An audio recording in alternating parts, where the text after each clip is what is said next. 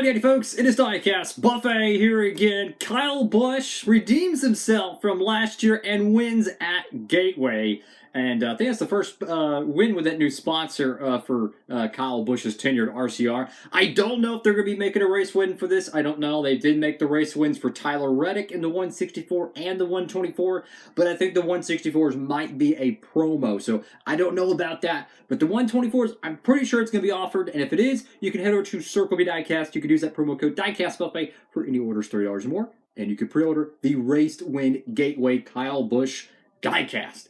First ever Cup Series win there. I believe he's got a nationwide win or two there. But, oh boy, there's some opinions I've got about this racetrack and how this race shook out. And I'm just going to say, I was never a fan of Gateway coming to the schedule when it was announced for the 2022 season. I've seen truck races there.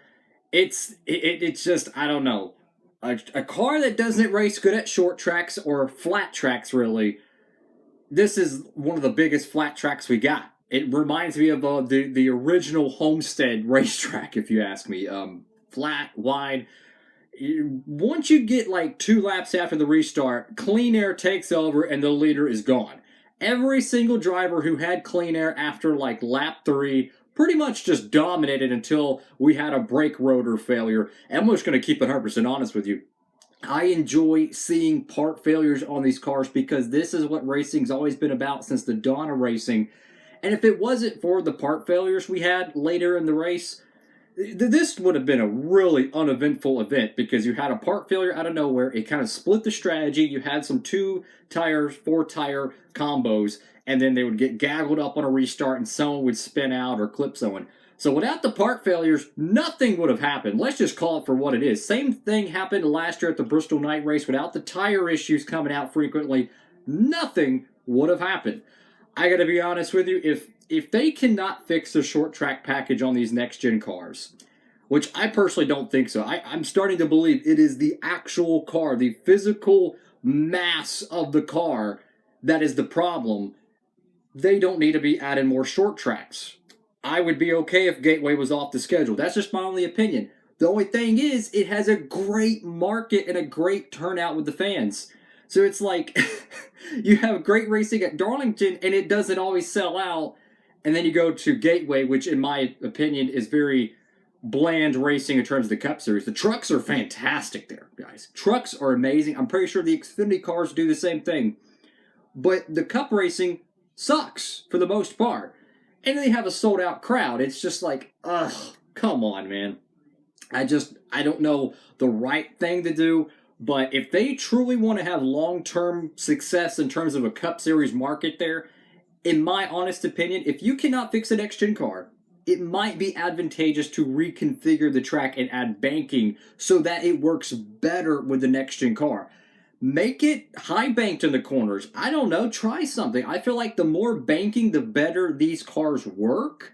It could create something. I don't know. But I truly think this track is going to race like this no matter what horsepower package, no matter what diffuser they have, spoiler, gearbox, whatever the biff they change with these things. I just think the next-gen car is going to race exactly like we've seen.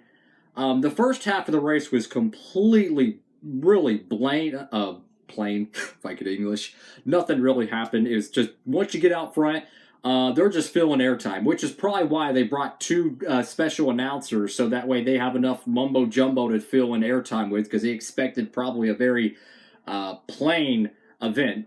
We did have some weather delays with a lightning thing, which, I'll be honest with you, if I was at a racetrack and there was a lightning strike 7 miles away, I would still be sitting in the grandstands if they would let me. Look, I've been out in my backyard swimming when there would see a lightning strike miles away. I'm not scared of it. It's just, I don't know. I'm from Texas. We do things a little different here. But that was really weird. And then, ironically, it ended right after the IndyCar race. So it's almost like they were like, let's get a little bit better ratings and intentionally keep dragging it out just so we could get the IndyCar race over. That's just a conspiracy. It's probably not true, but you get what I'm trying to say. It was just really weird how perfectly timed it was. But man, I This is one of those events that I look at just like Richmond, just like Phoenix, and unfortunately now like Martinsville, where it's a disappointment. It's just these Cup cars do not race well on short tracks and flat tracks. Just look at it last weekend. We had an ARCA race, a truck race, an Xfinity race, and a Cup race. 3 groove racing at Charlotte Motor Speedway. Battle of attrition, crazy restarts, lead changes, tire strategy. The Xfinity race had a fuel mileage race. All 4 of the races were absolute barn burners. And then we go to Gateway, and in the Cup Series, lay an egg. The trucks were really fun because they race aggressively. The trucks don't turn well at Gateway, so that makes the racing a lot more difficult. These next-gen cars are modified sports cars. Call it what it is. That's why they turn so well at road courses. They're a sports car that's made to look like, kind of like a Gen 6, body, so to speak, a modern version of what many would consider a stock car. I don't know, man. If this is the racing you're going to get at all these short tracks and flat tracks, quit adding them. That's just my honest opinion. Look at North Wilkesboro. Look how great the Truck Series race was. Fantastic show. You probably could put the Xfinity cars out there. You could probably put the ARCA cars out there, and they would have a great show. And you put the Cup Series cars out there, and it was one of the worst all-star races I've ever seen, right? You go to Charlotte Motor Speedway, barn burner. Go to Kansas, barn burner. Darlington, controversy, barn burner. They could be at Chicagoland. They could be at a second Homestead race. They could go to Kentucky for all I care. Any 1.5 mile, and the racing would have been amazing. If they get rid of this track off the schedule, I'd be okay with it. But I just feel for the fans because they turned out there, man. Sold out both years, I believe. And it's really unfortunate because they're supporting the racetrack, and that's what you have to do for your local markets.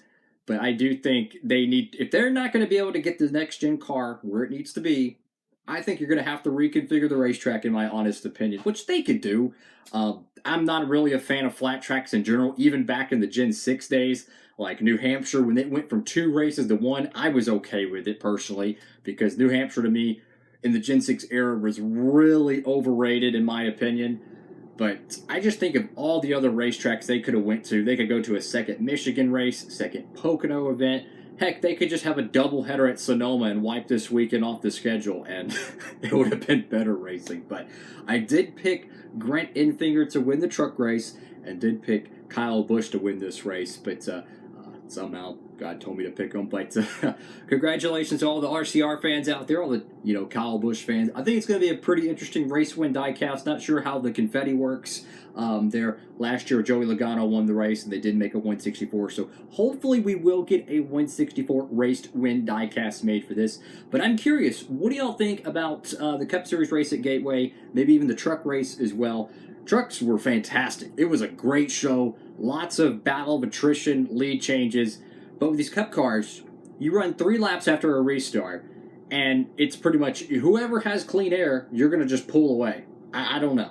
In my honest opinion, it can go off the schedule, and I would be perfectly okay with it. Just like Phoenix, just like Richmond, I'm tired of the flat, short track style racing. It doesn't work with these next-gen cars.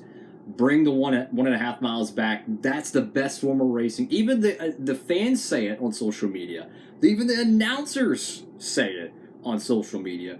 You'll probably tune into NASCAR Race Hub next week, and they'll literally all tell you it was the greatest short track race ever, and it doesn't get any better, and that the package is perfect because they're never critical of the product. They just want to keep advertising that it's absolutely perfect. So go figure with that. But anyways, have a great one, everybody. Make sure to like, comment, and subscribe.